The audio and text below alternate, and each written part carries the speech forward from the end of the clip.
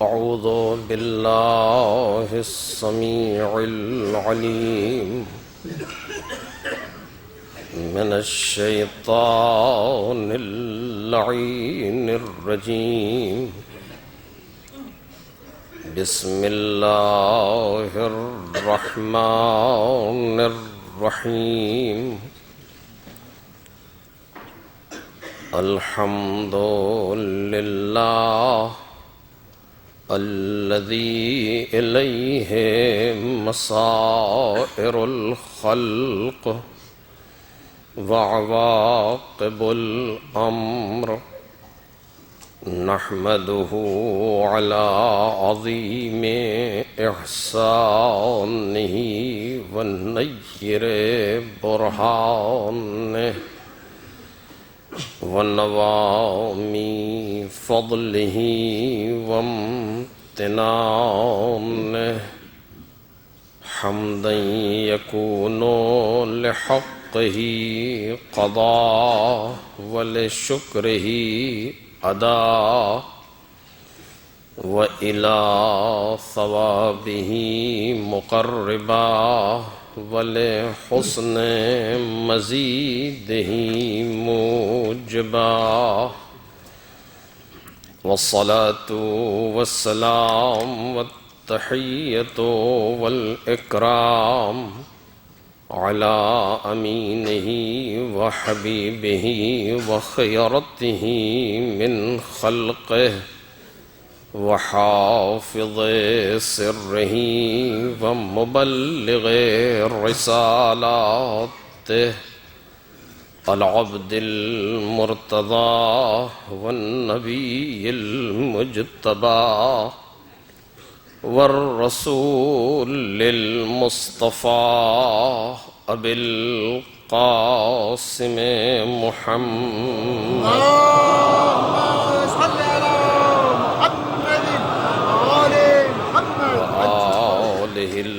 الطيبين الأطهرين الأكرمين المعصومين المظلومين الذين أذهب الله عنهم الرجس وطهرهم تطهيرا.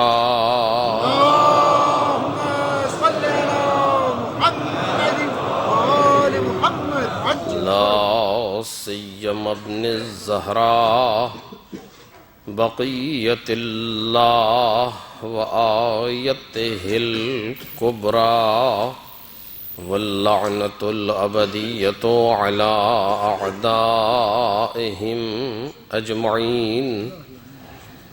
أما بعد فقد قال الله الكريم في الذكر الحكيم وجعلناهم أئمة يهدون بأمرنا وأوحينا إليهم فعل الخيرات وإقام الصلاة وإيتاء الزكاة وكانوا لنا عابدين. اللهم صل على محمد وآل محمد عجل فرجه. بزرگان محترم اور برادران عزیز،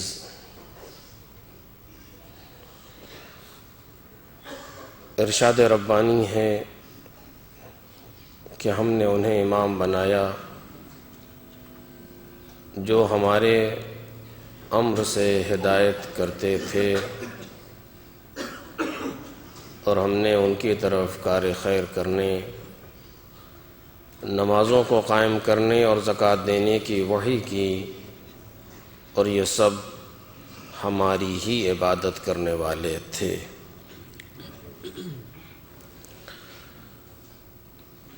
معرفت امام کے موضوع پر اس عشر مبارکہ میں ہماری گفتگو رہی۔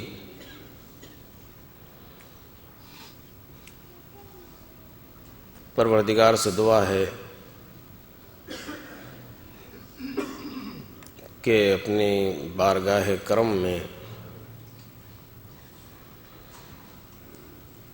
تمام تر عزاداروں کی زحمتوں محنتوں کو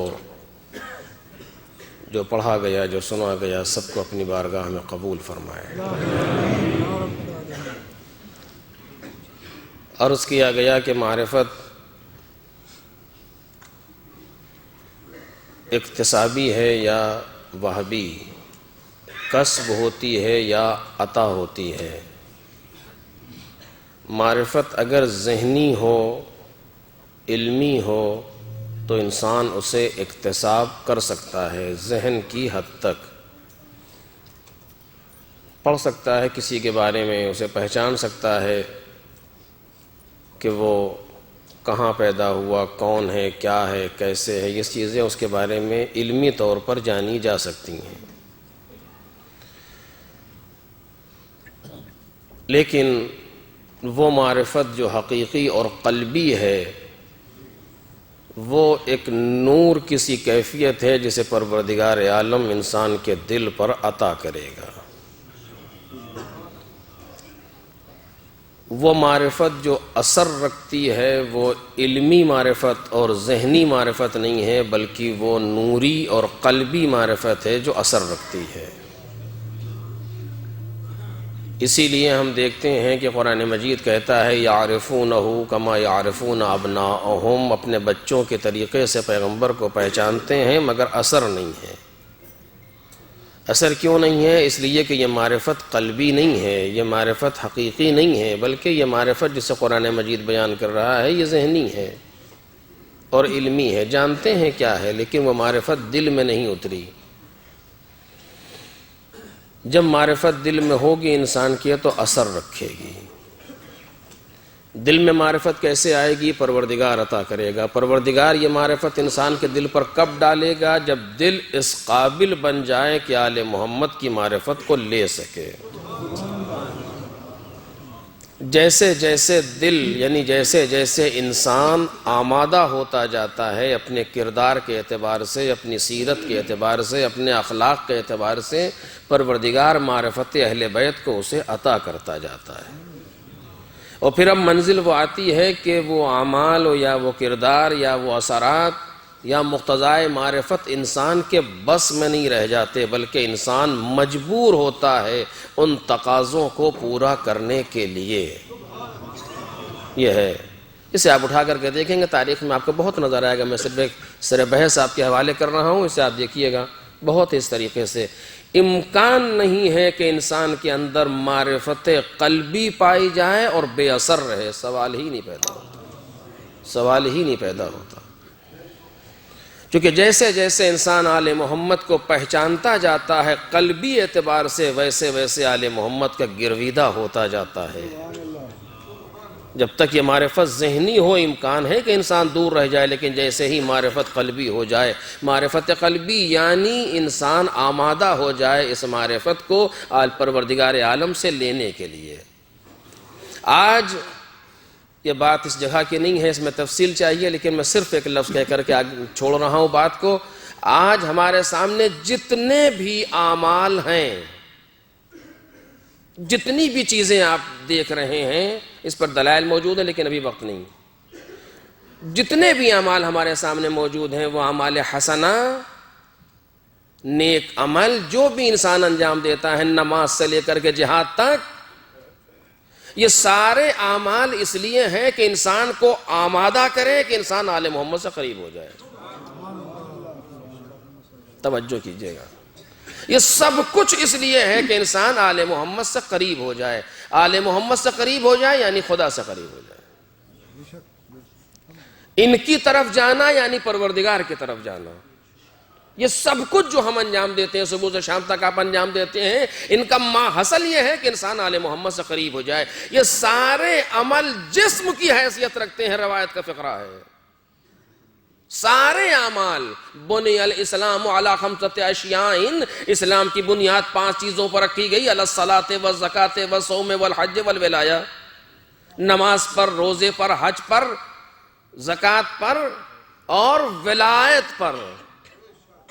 پھر امام فرماتے ما نودیا بشیء کما نودیا بالولایا، جس طریقے سے ولایت کے لیے کہا گیا کسی چیز کے لیے نہیں کہا گیا، نہ نماز کے لیے، نہ زکوٰۃ کے لیے، نہ حج کے لیے، نہ صوم کے لیے، ولایت کے لیے کہا گیا۔ کیوں معصوم فرماتے ہیں؟ اس لیے کہ ولایت تمام اعمال کی چابی ہے، ولایت تمام اعمال کے لیے روح کی حیثیت رکھتی ہے۔ جس طریقے سے جسم بغیر روح کے برباد ہو جاتا ہے، اسی طریقے سے سارے اعمال بغیر ولایت کے برباد ہو جائیں گے۔ یعنی یہ سارے اعمال اس وقت کام آنے والے ہیں جب انسان کے پاس ولایت ہو، یعنی ان اعمال کے ذریعے سے آمادہ کیا جاتا ہے تاکہ انسان آل محمد کی معرفت کو اپنے اندر لے سکے۔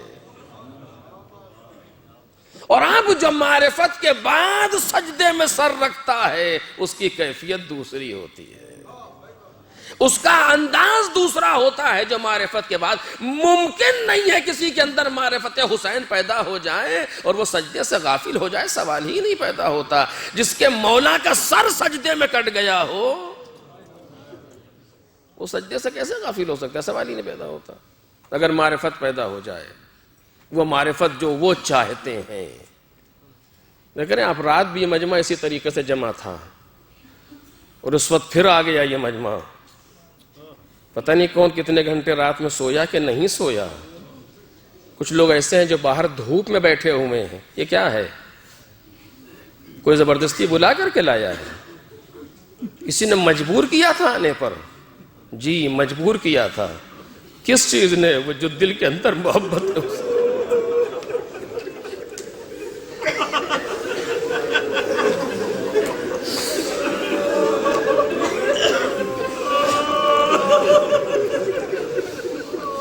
وہ دل کے اندر جو فرزند رسول کا غم ہے وہ مجبور کر رہا ہے۔ کیسے بیٹھ جائیں گھر میں، آج تو زہرا کا گھر اجڑ گیا۔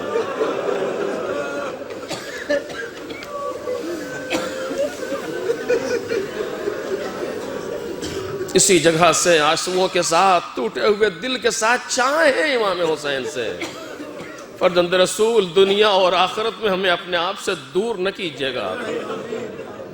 آقا کچھ دیں یا نہ دیں لیکن اپنا ساتھ ضرور دیجیے گا۔ مولا آپ کے علاوہ ہمارا کون ہے کائنات میں؟ آقا اگر ہم آپ سے دور ہو جائیں گے تو دنیا بھی برباد ہے، آخرت بھی برباد ہے۔ فرزند رسول یہ کچھ غریب جمع ہیں غریب الدیار میں آپ کے غم کے لیے۔ آقا آپ کو تو غربت کا مزہ معلوم ہے آقا۔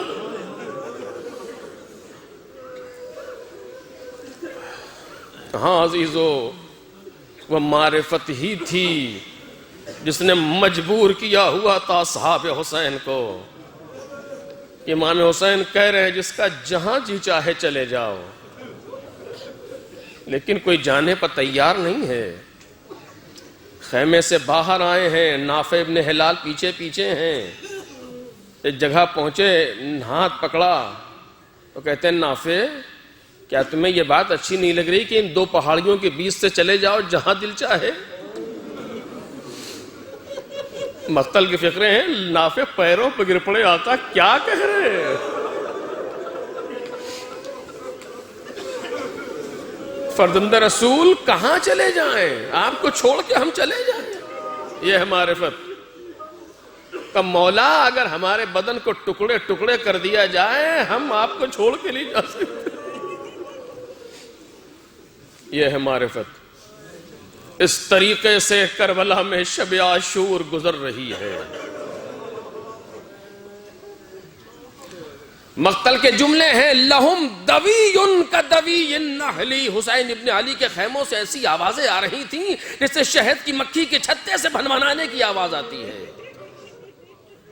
کیسے کیسے درے بے بہا ہیں جنہیں حسین لے کر کے آئے ہیں۔ کوئی رکوع میں رکا ہوا سبحان ربی العظیم وبحمدہ، کوئی سجدے میں پڑا ہوا سبحان ربی الاعلی وبحمدہ، کوئی قیام کی منزل میں، کوئی قعود کی منزل میں۔ نہ پوچھو اس آخری رات کے سجدوں کی کیفیت، کون بیان بیان کر سکتا ہے اس آخری رات کے رکوع کی کیفیت؟ جو ہے وہ یوں سوچ کے رکوع کر رہا ہے کل یہ موقع ملنے والا نہیں ہے، سجدے میں اسی لیے پڑا ہے کل یہ موقع ملنے والا نہیں ہے۔ عجب کیفیت ہے شب عاشور کی، عجب انداز ہے شب عاشور کا۔ اس طریقے سے یہ رات گزر رہی تھی، اچانک حسین ابن علی نے آواز دی، اینا اینا ولدی علی، میرا بیٹا علی اکبر کہاں ہے؟ علی اکبر کہاں ہو؟ علی اکبر آئے، بابا بابا میں حاضر ہوں، فرمائیے میرے لال، جی چاہتا ہے آج تم اذان کو۔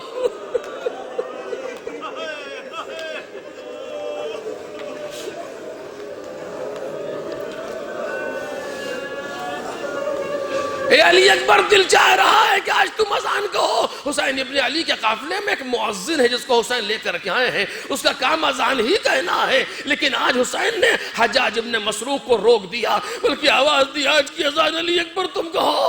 مجھے نہیں معلوم حسین علی اکبر سے اذان کیوں دلوا رہے ہیں، ارے شاید یہ وجہ ہو کہ نبی کا لہجہ گونج جائے، شاید انہیں کچھ یاد آ جائے۔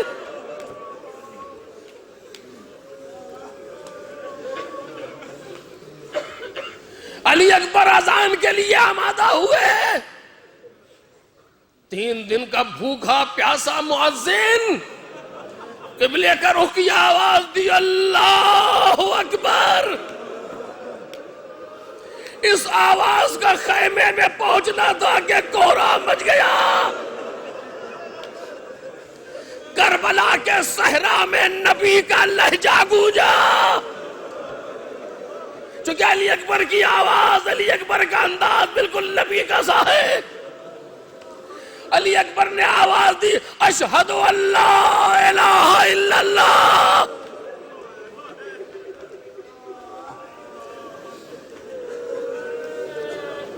مؤذن کربلا آگے بڑھا اور کہا، اشہد ان محمد رسول اللہ۔ خیمے سے آواز آئی، واہ محمدہ، واہ غربتہ۔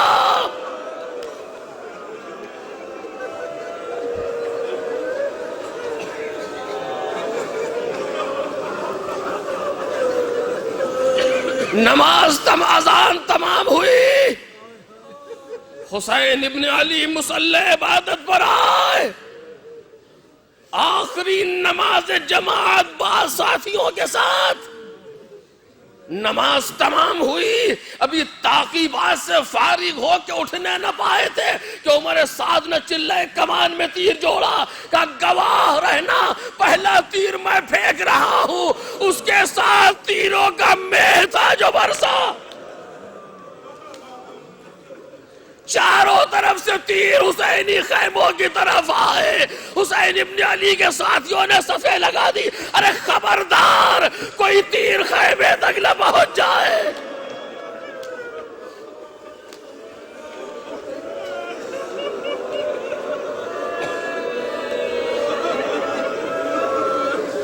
مقتل کے جملے ہیں، آدھے سے زیادہ لشکر شہید ہو گیا، آدھے سے زیادہ لوگ حسین ابن علی کے مارے گئے اس حملے مغلوبہ میں۔ اس کے بعد ایک ایک کر کے میدان میں جاتا رہا، کبھی حر آگے بڑھے، کبھی فرزند حر ہے، کبھی کوئی ہے، کبھی کوئی ہے، یہاں تک کہ عزیز ترین شخصیات حسین ابن علی کی میدان وغا میں ہیں۔ کہیں مسلم ابن اوسجہ ہے جو نانا کا صحابی ہے، کہیں حبیب ابن مظاہر ہے جو بچپن کا دوست ہے، کہیں وہاب کلبی ہے جو ابھی چند دن پہلے آ کر کے ملحق ہوا ہے۔ اور اسی عالم میں حسین ابن علی پورا دن رہے، کوہنیوں تک آستین کو چڑھائے ہوئے، لاشوں کو اٹھاتے ہوئے۔ انداز یہ ہے، کبھی لاش اٹھائی، کبھی رو دیے، کبھی لاش اٹھائی، کبھی رو دیے، اسی شغل میں شاہ دل بھر رہے۔ آپ نے دیکھا ہوگا جب کسی کے یہاں کوئی مر جاتا ہے اور جنازہ اٹھتا ہے تو کیفیت کیا ہوتی ہے؟ جنازہ ایک ہوتا ہے، اٹھانے والے بہت ہوتے ہیں۔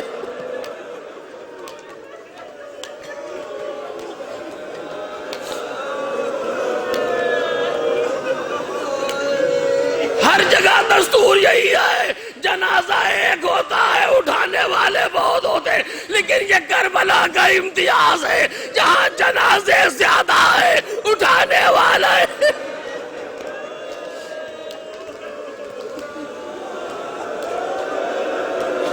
اور یہ اٹھانے والا وہ تھا جس نے سب کے لاشیں کو اٹھایا، اس کی لاش اٹھانے والا کوئی نہیں۔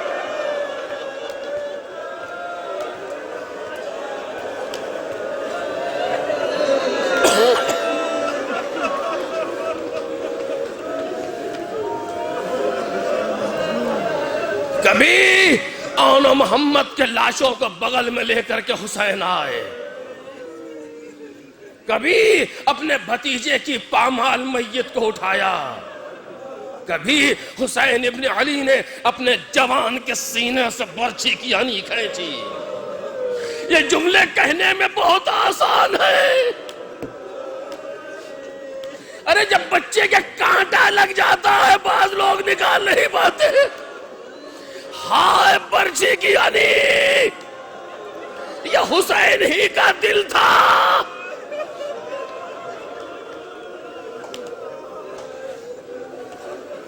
کبھی نہر کے کنارے سے عباس کا علم اٹھا کر کے لائے، بس اب کوئی نہ رہ گیا، نہ لشکرے، نہ سپاہے، نہ کثرت الناس، نہ قاسم، نہ علی اکبر الا عباس، سارے کے سارے میدان وغا میں سو گئے۔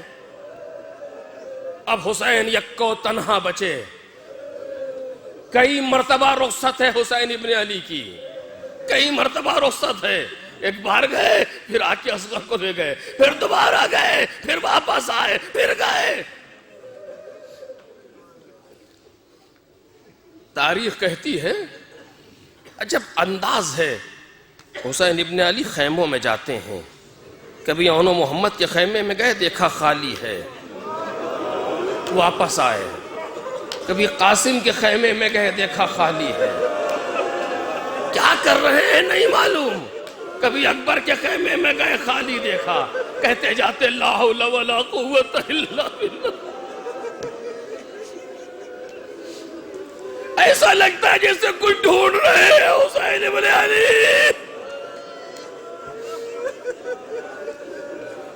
پشت خیمہ پر آئے، پشت خیمہ پر آئے، آواز دی یا سکیہ سکینت یا رقیہ یا زینب یا ام کلثوم علیکن من السلام، اے سکینہ اے رقیہ اور زینب و کلثوم میرا سلام آخر۔ کون ہے جو اس سلام آخر کو تاب لا سکے؟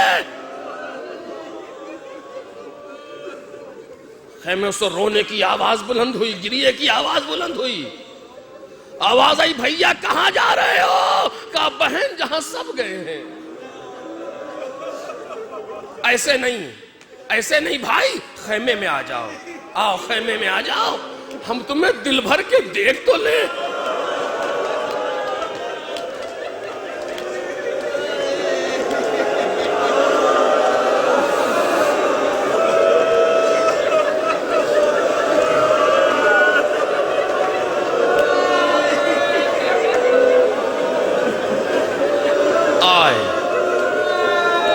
خیمے میں آئے، کھڑے ہوئے، ایک ایک کو دلاسا دے رہے ہیں، ایک ایک کو تسلی دے رہے ہیں، رو رہی ہیں بیویاں، کیونکہ آپ کو معلوم ہے نا ساری بیویاں اپنے آپ کو بے وارث محسوس کر رہی ہیں۔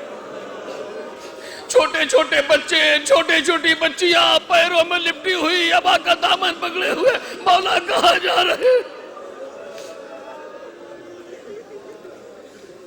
لکھا ہے بے ساختہ حسین ابن علی رونے لگتے ہیں، بے ساختہ رونے لگتے ہیں۔ کیوں نہ روئے حسین؟ آپ یہ طے نہیں کر سکتے کہ کس پر زیادہ سخت ہے، بچوں پر کہ تنہا ہونے والے ہیں، یا حسین ابن علی پر زیادہ سخت ہے کہ بچوں کو تنہا چھوڑ رہے ہیں؟ یہ روایت میں نے نہیں دیکھی لیکن سنی ہے میں نے۔ شب عاشور جناب عباس خیمے کا تلایا پھر رہے تھے کہ ایسا نہ ہو کوئی دشمن کسی طرف سے آ جائے. اچانک تاریکی میں دور آہٹ محسوس کی جناب عباس نے. کہا کون؟ کوئی جواب نہیں آیا. پھر کہا کون ہو؟ میں عباس پوچھ رہا ہوں. آواز ایک بھیا نہ گھبراؤ میں ہوں. گھوڑے سے اتر آئے. آقا آقا آپ اس تاریکی میں کیا کر رہے ہیں؟ آقا یہ اکیلے کیا کر رہے ہیں آپ؟ کہا عباس تمہیں معلوم ہے کل ہماری اور تمہاری شہادت کے بعد اسی صحرا میں یہ چھوٹے چھوٹے بچے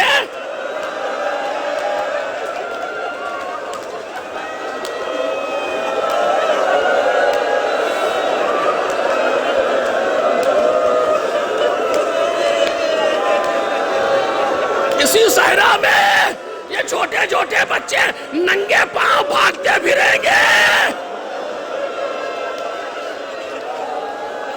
ارے میں یہ کانٹوں والے درخت اکھاڑ رہا ہوں. بچوں کے پیروں میں کانٹے نہ چبھے. ہائے جس کو اتنا برداشت نہ تھا کہ بچوں کے پیر میں کانٹے چبھے اس نے گردن پتیر.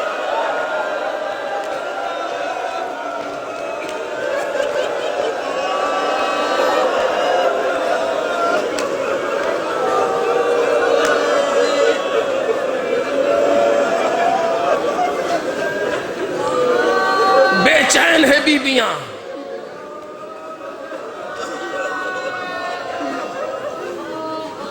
امام حسین نے جناب زینب سے کہا زینب مجھے سید سجاد تک لے چلو. چلو میں اپنے لال سے فدا ہو لوں. شہزادی لیے ہوئے آئیں بھائی کو. کیا دیکھا؟ فرش زمین کربلا پر ایک معمولی سا فرش پڑا ہے. اسی پہ جناب امام سجاد غش کے عالم میں پڑے ہوئے ہیں. جناب زینب سرانے بیٹھ گئیں. بازو ہلایا. سجاد اٹھو. لال اٹھو. دیکھو بابا رخصت آخر کو آیا ہے. بس جیسے لفظ رخصت آخر سنا گھبرا کے آنکھ کھولی. کہاں ہے بابا؟ امام حسین نے کہا میرے لال. بابا کیا ٹھہری؟ ان دشمنوں کے ساتھ کیا ٹھہری؟ کہا میرے لال صبح سے جنگ ہو رہی ہے. ان پر شیطان نے غلبہ کیا. صبح سے جنگ ہو رہی ہے. بس جیسے لفظ جنگ سنا بابا کی کیفیت یہ دیکھی. سب سے پہلا سوال کہ یا ابتا این عمی العباس.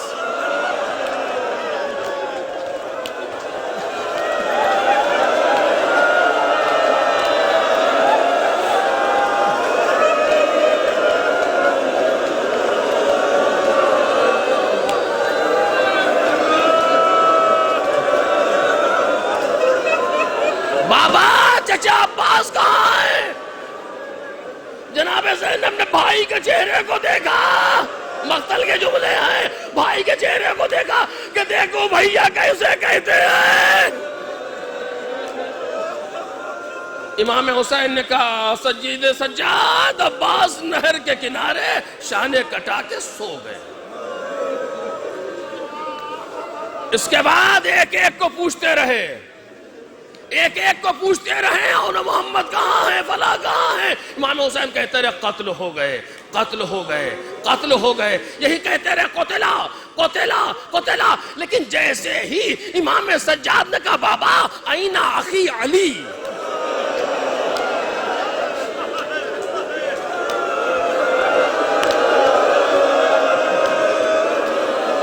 یہ مقتل کے فقرے آئے. روایت کے جملے آئے.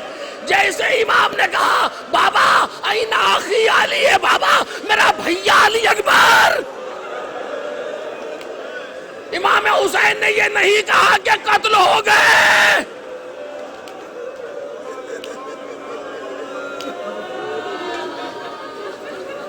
بھائی کی جدائی کا درد کتنا ہے یہ امام حسین کو پتا ہے. یہ حسین جانتے ہیں کہ بھائی کا فراق کیسا ہوتا ہے. یہ میرا بیٹا بیمار ہے. میرا بھیا علی اکبر یہ نہیں کہا کہ قتل ہو گئے، بلکہ بات کو بدل دیا، آواز دی اعلم یا بنیا لیس فی الخیام رجل الا انا وانتا، اے میرے بچے کہاں تک پوچھو گے، بس یہ سن لو اب خیمے میں کوئی مرد نہیں آئے، اب خیمے میں کوئی نہیں بچا سوائے میرے اور تمہارے۔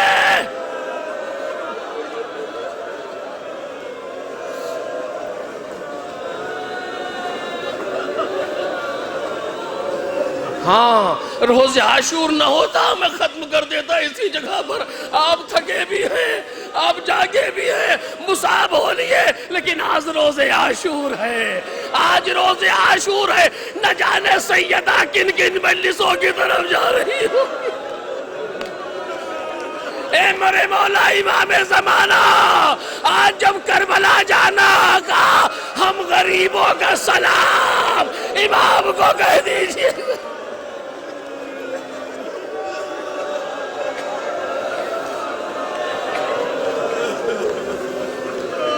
کوہنیوں کا سہارا لے کے اٹھے، پھوپھی اماں میری تلوار لائیے، میرا عصا لائیے۔ امام حسین نے کہا کیا کرو گے تلوار عصا؟ بابا آپ ہی نے تو کہا یا آپ ہیں یا میں ہوں، آپ کا دفاع کروں گا، اپنی جان قربان کروں گا۔ کہا نہیں سجاد نہیں، تم بیمار ہو، جہاد تم سے ساقط ہے، اور تمہارا میدان جہاد کربلا نہیں ہے۔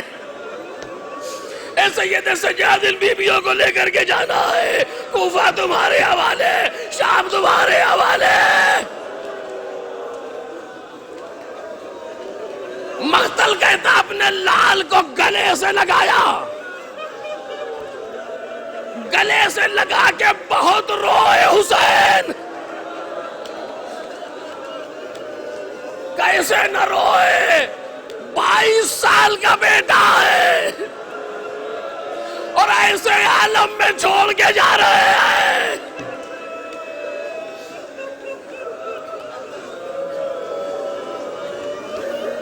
حسین ابن علی نے مدینے سے سفر کربلا تک کیا، بھائی بھی ساتھ میں ہیں، بھتیجے بھی ساتھ میں ہیں، بھانجے بھی ساتھ میں ہیں، سب کے ساتھ حسین کربلا آئے ہیں۔ امام سجاد کا سفر اب مدینے سے کربلا ہے، کربلا سے مدینے ہے، نہ کوئی بھائی ساتھ ہوگا نہ بھتیجا ساتھ ہوگا۔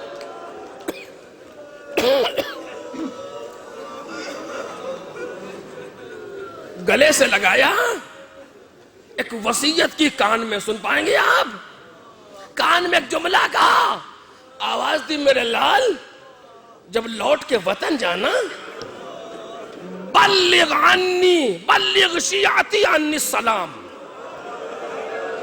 اے سید سجاد ہمارے شیعوں کو ہمارا سلام کہہ دینا۔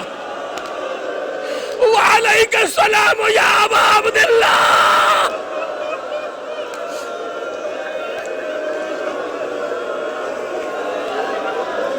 وَقُلْ لَهُمْ، اور ان سے کہنا اِنَّا ابھی مَاتَ غَرِيبًا فَانْدُبُوهُ وَمَّدَا شَهِيدًا فَبْكُوهُ، اور ان سے کہنا ارے سنو میرا بابا غریب مارا گیا، اس پر گریا کرو۔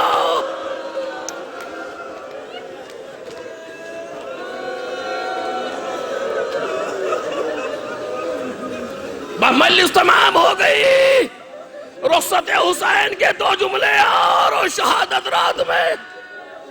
سیدہ کو اپنے بچے کی رخصت بہت پسند ہے، آئے رخصت کیا، بیویاں امام حسین کو نہیں چھوڑ رہی۔ حمید ابن مسلم کہتے ہیں دیکھا بڑی دیر سے حسین خیمے میں تھے، باہر نہیں آ رہے تھے، میں نے دیکھا کیا ہوا، کیوں حسین نہیں آ رہے، کچھ قریب ہوا۔ اب جو قریب ہوا تو جب منظر دیکھا، خیمے کا پردہ کبھی اٹھتا ہے کبھی گر جاتا ہے، کبھی اٹھتا ہے کبھی گر جاتا ہے، غور سے دیکھا حسین پردہ اٹھا کے نکلنا چاہتے، بیویاں بچے۔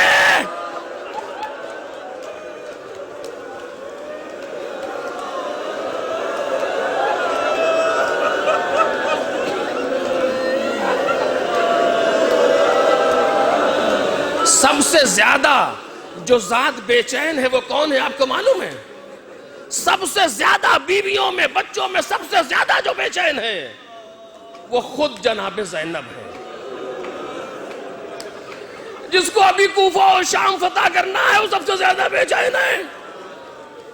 ایسا لگ رہا جیسے زینب مر جائے گی۔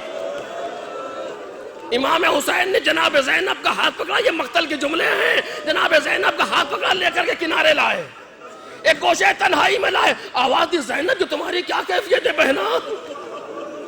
اے زینب سنبھالو اپنے آپ کو، ارے اگر تم اس طرح روگی تو لے کون سنبھالے گا؟ زینب تڑپ کے نمٹ گئی، بھیا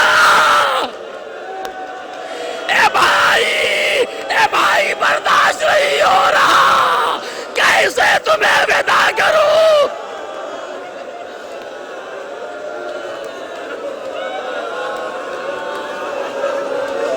انگشت امامت سے حسین نے قلب زینب پر تصرف کیا۔ روایت کہتی ہے انگشت امامت سے قلب زینب پر اشارہ کیا، دست مبارک کو پھیرا، قلب زینب ٹھہر گیا، آواز دی بھیا بھیا خدا حافظ، اے بھیا جاؤ۔ آپ کو معلوم ہے اگر حسین ایسے ہی چلے جاتے تو زینب تڑپ کے مر جاتی۔ خیمے کا پردہ اٹھا کے باہر نکلے، یہ وہ پہلا قدم تھا جب کوئی استقبال کے لیے نہیں آیا۔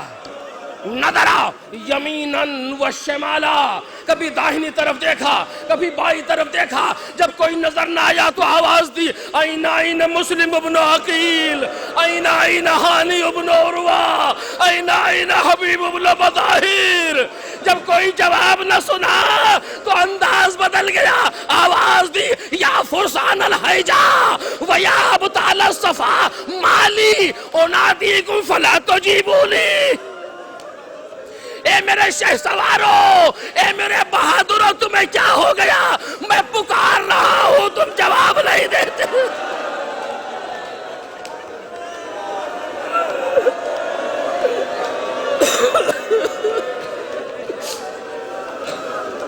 عجب نہیں شہداء کے لاشیں تڑپنے لگے، مولا موت نے مجبور کر دیا۔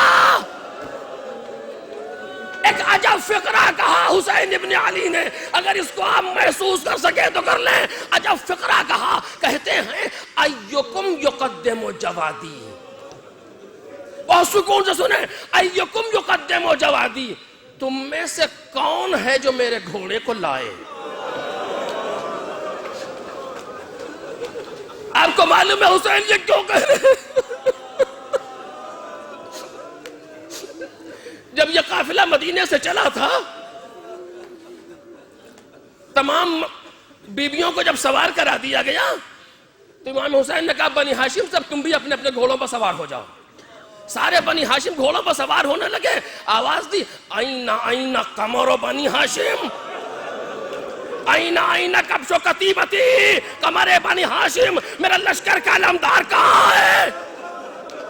آواز آئی لبیک یا سیدی، اے میرے سید و سردار میں حاضر ہوں فرمائیے۔ آواز دی عباس قدم لی جوادی، اے عباس میرے گھوڑے کو لاؤ۔ مدینے سے چلتے وقت کیا کہا؟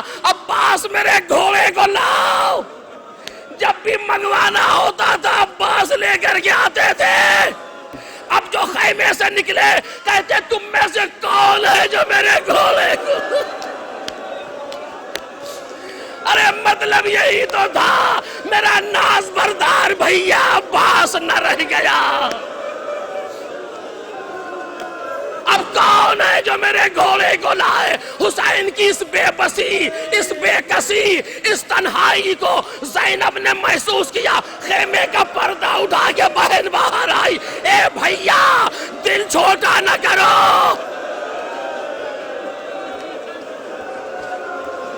اے بھیا مایوس نہ ہو، آج میں تمہیں سوار کراؤں گی۔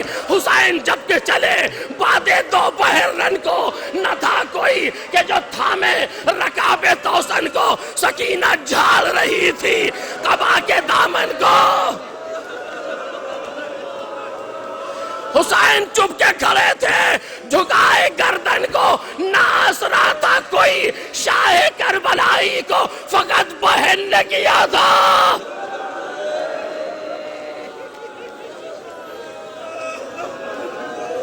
گھوڑے پر بٹھا دیا، مقتل کی طرف چلے. چند قدم گھوڑا چلا تھا، آواز آئی بھیا ذرا ٹھہرو، اے بھائی ذرا رکو. کیا ہوا زینب؟ تم نے تو رخصت کر دیا تھا. بھیا ہاں ہم نے رخصت کر دیا تھا، اماں کی وصیت یاد آئی. پابندی تمام ہو گئی. بھائی اماں کی وصیت یاد آئی ہے.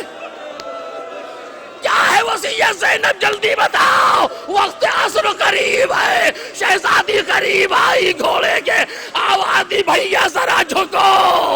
امام حسین جھکے، گردن کا بوسہ لیا. اے بھیا اماں نے کہا تھا جب حسین کو مقتل کی طرف بھیجنا میری طرف سے گردن کے بوسے لے لینا. اے شہزادی آپ نے بھیج تو دیا، مقتل میں اتارے گا کون؟ کہ وہ ذمہ داری اماں کی ہے. اماں آئے گی